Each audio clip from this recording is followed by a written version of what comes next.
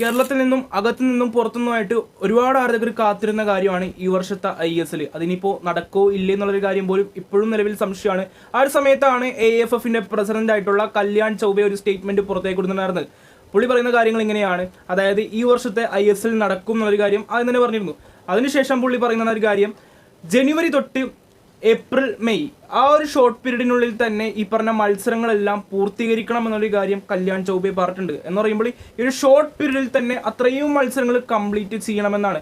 അങ്ങനെയാണെങ്കിൽ വലിയ വലിയ പ്രശ്നങ്ങളാണ് പല ക്ലബ്ബുകൾക്കും നേരിടേണ്ടി വരുന്നത്. ഇപ്പോൾ ഉദാഹരണം പറയുകയാണെങ്കിൽ ഇന്നൊരു മത്സരം ഉണ്ടെങ്കിൽ നാളത്തെ ദിവസം കഴിഞ്ഞ് മറ്റന്നാൾ ബ്ലാസ്റ്റേഴ്സിന്റെ മത്സരമാണ്. ബ്ലാസ്റ്റേഴ്സിന്റെ മാത്രമല്ല, ഓരോ ക്ലബ്ബുകൾക്കും ഇന്ന് ബ്ലാസ്റ്റേഴ്സിന്റെ മത്സരമാണെങ്കിൽ മറ്റന്നാൾ കഴിഞ്ഞാൽ അതിന്റെ പിറ്റേ ദിവസം ബ്ലാസ്റ്റേഴ്സിന്റെ മത്സരം വരുന്നതോടെ തന്നെ ഭയങ്കര പ്രഷറായിരിക്കും പ്ലെയേഴ്സിനും കോച്ചിങ് സ്റ്റാഫിനും. മൊത്തത്തിൽ ആ ഒരു ടീമിന് അഴിച്ചുപണി നടത്താൻ പറ്റൂല എന്ന് മാത്രമല്ല, പല താരങ്ങൾക്കും ഇതുവഴി പരിക്കുകൾ നേരിടാനുള്ള സാധ്യത, വലിയൊരു ഇഞ്ചറി കൺസേൺ ആണ് ഇതുവഴി തുറന്നു കൊടുക്കുന്നത്. അപ്പോൾ ഈ ഒരു കാരണം കൊണ്ട് മാത്രം ചിലപ്പോൾ ISL നടത്തോ ഇല്ലയോ എന്നുള്ളൊരു കാര്യവും നമുക്ക് വരും ദിവസങ്ങളിൽ കണ്ടു തന്നെ അറിയണം. എന്തായാലും നമ്മൾ ഫുട്ബോളെ സ്നേഹിക്കുന്ന ആരാധകർക്ക് ISL ഉണ്ടാകുമെന്ന് പറയുമ്പോൾ ഭയങ്കര സന്തോഷമുള്ളൊരു കാര്യം തന്നെയാണ്. അപ്പോൾ ഓക്കെ, അങ്ങനെയാണെങ്കിൽ ഈ ഒരു ജനുവരി നടക്കാൻ പോകുന്ന ഈ ഒരു ISL ബ്ലാസ്റ്റേഴ്സിന് വലിയൊരു ഓപ്പർച്യൂണിറ്റി വരുന്നത് ജനുവരി ട്രാൻസ്ഫർ വിൻഡോയാണ്. അപ്പോൾ ജനുവരി ട്രാൻസ്ഫർ വിൻഡോയിൽ ബ്ലാസ്റ്റേഴ്സ് എങ്ങനെയായിരിക്കും ബ്ലാസ്റ്റേഴ്സിൻ്റെ ആ ഒരു ട്രാൻസ്ഫർ നീക്കങ്ങൾ ഉപയോഗിക്കാൻ പോകുന്നുള്ളതെന്നും കൂടി നമ്മൾ വിലയിരുത്തണം. അപ്പോൾ ബ്ലാസ്റ്റേഴ്സിൻ്റെ ഇപ്പോൾ ഉള്ള പൊസിഷനിൽ എവിടെയാണ് ഒരു വീക്ക് പോയിന്റ് ഉള്ളതെന്നാണ് നമ്മൾ ആദ്യം മനസ്സിലാക്കേണ്ട ഒരു കാര്യം. അത്രയും ഒരു വീക്ക് യൂട്ടിലിറ്റി എനിക്ക് മനസ്സിലായിട്ടുള്ള ഒരു പൊസിഷൻ എന്ന് പറയുമ്പോൾ ഡിഫൻസീവ് മിഡ്ഫീൽഡും വിങ്ങുകളിലും അല്ലെങ്കിൽ വിങ് ബാക്കുകളിലൊക്കെയാണ് ഭയങ്കര വീക്ക് ഏരിയ ആയിട്ട് എനിക്ക് പലതവണയായിട്ട് തോന്നിയിട്ടുള്ളത്. ഇപ്പോൾ ഈ കഴിഞ്ഞ സൂപ്പർ കപ്പ് മത്സരങ്ങളിലൊക്കെ ഭയങ്കര ഔട്ട് ബാക്ക് സിറ്റുവേഷനിലൊക്കെ അല്ലെങ്കിൽ ഒരു കൗണ്ടർ സിറ്റുവേഷനിലൊക്കെ വരുമ്പോൾ ഭയങ്കര ആയിട്ട് ബ്ലാസ്റ്റേഴ്സ് ഒരു ഒതുങ്ങിപ്പോകുന്ന പോലെ അല്ലെങ്കിൽ ഭയങ്കര പ്രതിരോധ താരങ്ങളെ മാത്രം ആശ്രയിച്ച് കളിക്കുന്ന പോലെയായിട്ടൊക്കെ എനിക്ക് പലതവണ ഫീൽ ചെയ്തിട്ടുണ്ട്. അതൊക്കെ നമ്മൾ കഴിഞ്ഞ അനാലിസിസ് വീഡിയോയിൽ കൂടി പറഞ്ഞതാണ്.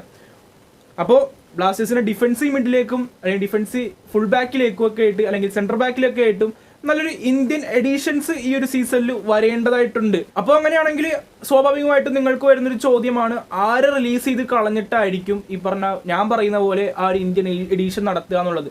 ഇപ്പോൾ നമുക്ക് ബ്ലാസ്റ്റേഴ്സിന്റെ നിലവിലെ പല പൊസിഷനിലും നോക്കുമ്പോൾ അറിയാൻ കഴിയുന്നുണ്ട്, ഒന്നോ രണ്ടോ അല്ല അതില്ലെങ്കിൽ കൂടുതൽ റീപ്ലേസ്മെന്റിൽ ഉള്ള പ്ലെയേഴ്സ് ഉള്ള പൊസിഷനുകൾ ബ്ലാസ്റ്റേഴ്സിന്റെ നിലവിൽ ഇന്നത്തെ സ്ക്വാഡിലുണ്ട്. ഇപ്പോൾ ഉദാഹരണം പറയുകയാണെങ്കിൽ റൈറ്റ് ബാക്ക് അമേർ അനാവഡെ, ഐബാഡ് ഡോഗ്ലിൻ, പിന്നെ സന്ദീപ് സിംഗ്. അപ്പോൾ അവിടെ ഒരുപാട് അവൈലബിലിറ്റി ആ ഒരു ഓപ്ഷനിലുണ്ട്.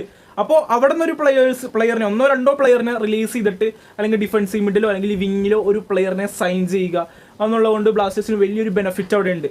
അപ്പോൾ ഇതൊക്കെ നമ്മൾ ഇവിടുന്ന് പറയുന്ന പോലെയല്ല, അവർക്ക് അവരുടേതായിട്ടുള്ള ഒരു കാഴ്ചപ്പാടുണ്ട്. അതായത് ക്ലബ് സ്റ്റാഫിനും അതുപോലെ തന്നെ സ്പോർട്ടിംഗ് ഡയറക്ടറിനും CEO കാര്യങ്ങൾക്കൊക്കെ. മാത്രമല്ല ബ്ലാസ്റ്റേഴ്സിന്റെ മുഖ്യ പരിശീലകനായിട്ടുള്ള ഡേവിഡ് കറ്റാലയുടെ സ്ട്രാറ്റജിക്ക് അനുയോജ്യമായിട്ടുള്ള താരങ്ങളെ എത്തിക്കുന്നത് വഴി ബ്ലാസ്റ്റേഴ്സിന് ഈ ഒരു ISL വലിയൊരു അഡ്വാൻറ്റേജ് വീണ്ടെടുക്കാൻ കഴിയും. അപ്പോൾ ബ്ലാസ്റ്റേഴ്സിന്റെ വീക്ക് പോയിന്റ് എവിടെയാണെന്ന് പറഞ്ഞാൽ ബ്ലാസ്റ്റേഴ്സിന്റെ പ്രതിരോധത്തിൽ തന്നെയാണ്. ഇപ്പോൾ ഉദാഹരണം കഴിഞ്ഞൊരു സൂപ്പർ കപ്പ് പറയുകയാണെങ്കിൽ ബ്ലാസ്റ്റേഴ്സ് പൊരുതി അല്ലെങ്കിൽ ദൗർബല്യം കൊണ്ട് ആ ഒരു സൂപ്പർ കപ്പിൽ നിന്ന് പുറത്തായെങ്കിലും ഓക്കെ, അങ്ങനെ പുറത്തായി എന്ന് പറയാം. ഇത് എറിഞ്ഞിട്ട് കൊടുത്ത് അല്ലെങ്കിൽ ബ്ലണ്ടറിങ് മിസ്റ്റേക്ക് വരുത്തി വെറുതെ കയ്യിൽ നിന്ന് വിട്ട് കളഞ്ഞൊരു സൂപ്പർ കപ്പായിരുന്നു കഴിഞ്ഞ ദിവസങ്ങളിൽ കഴിഞ്ഞുപോയിട്ടുണ്ടായിരുന്നത്. അപ്പോൾ അവിടെ അത്രയും പിഴവുകൾ വരുത്തിയത് കൊണ്ട് ബ്ലാസ്റ്റേഴ്സിന് എത്രത്തോളം തിരിച്ചടി നേരിടേണ്ടി വന്നു എന്ന് നമുക്ക് കൃത്യമായിട്ട് മനസ്സിലായി. ബ്ലാസ്റ്റേഴ്സിന്റെ ഓൾറൗണ്ട് പൊസിഷനിൽ മെനഞ്ഞ് കളിക്കാൻ മികവുള്ള താരങ്ങളും ഇപ്പോഴും ബ്ലാസ്റ്റേഴ്സിന്റെ സ്ക്വാഡിലുണ്ട്.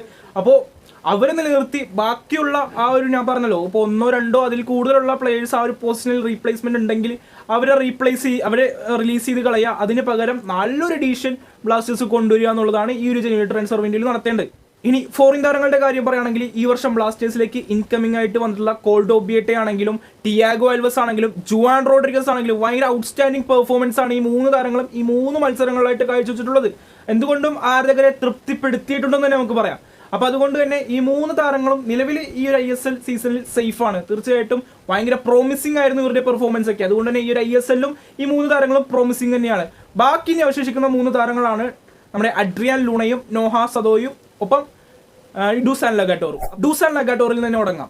ആ ഒരു കഴിഞ്ഞ ഒരു സീസണിൽ നിന്നും ഈ ഒരു സൂപ്പർ കപ്പിലേക്ക് വരുമ്പോൾ അത്ര ഒരു ഔട്ട്സ്റ്റാൻഡിംഗ് പെർഫോമൻസ് ഡൂസാൻ ലഗാട്ടോറിൽ നിന്നും നമുക്ക് കാണാൻ കഴിഞ്ഞിട്ടില്ല. ഒരു ഏരിയൽ സിറ്റുവേഷൻസ് ഒക്കെ വരുമ്പോൾ പന്ത് പലതവണയായിട്ട് കയ്യിൽ നിന്ന് നഷ്ടപ്പെടുന്നു, തിരിച്ച് അത് എടുക്കാൻ വേണ്ടി അത്രയും വിഭ്രാന്തിയിലേക്ക് പോകുന്ന ഡൂസാൻ ലഗാട്ടോറിനെയാണ് നമുക്ക് കഴിഞ്ഞ ആ ഒരു സൂപ്പർ കപ്പ് മത്സരങ്ങളൊക്കെ കാണാൻ പറ്റിയത്.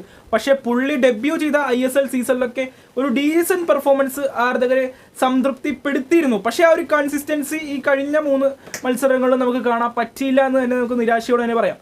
അപ്പോൾ ഡൂസാൻ ലഗാട്ടോറിന് പകരം വേറൊരു DMFനെ നമ്മൾ സമീപിക്കുക, അതും ഈ ഒരു സെൻറ്റർ ബാക്ക് പൊസിഷനും കൂടി കൈകാര്യം ചെയ്യാൻ പറ്റിയ മറ്റൊരു പ്രതിരോധ താരത്തെ കൊണ്ടുവരുന്നതിലാണ് ഞാൻ കൂടുതലും എൻ്റെ അഭിപ്രായം പറയാനുള്ളത്.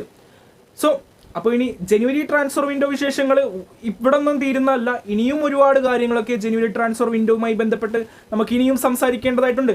ഇപ്പോൾ നിലവിൽ ഇന്ത്യൻ താരങ്ങളുടെ കാര്യമാണ് ഞാൻ കൂടുതലായിട്ട് ഈ ഒരു വീഡിയോയിൽ ഉൾപ്പെടുത്താമെന്ന് വിചാരിച്ചിട്ടുള്ളത്. അപ്പോൾ ഞാൻ പറഞ്ഞ പോലെ തന്നെ ആ ഒരു പ്രതിരോധത്തിൽ, അത് വിങ് ബാക്കിലും മാത്രമല്ല ആ അറ്റാക്കിംഗ് വിങ്ങിലൊക്കെ നല്ലൊരു റീപ്ലേസ്മെന്റ് നടത്തണം എന്നാണ് ഈ ഒരു സിറ്റുവേഷനിൽ എനിക്ക് പറയാനുള്ളത്.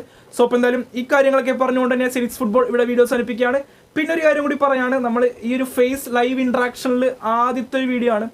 ഒരുപാട് കുറവുകളും പ്രശ്നങ്ങളൊക്കെ ഉണ്ടാവുമെന്ന് എനിക്കറിയാം. അപ്പോൾ നിങ്ങളും അതൊക്കെ ഒന്ന് മനസ്സിലാക്കിയിട്ട് വേണം. നമ്മൾ ഓരോരോ വീഡിയോ സെക്ഷൻ കഴിയുമ്പോഴാണ് ആ ഒരു വീഡിയോൻ്റെ ക്വാളിറ്റി ആണെങ്കിലും നമ്മുടെ സംസാര രീതി ആണെങ്കിലും മെച്ചപ്പെട്ട് വരിക.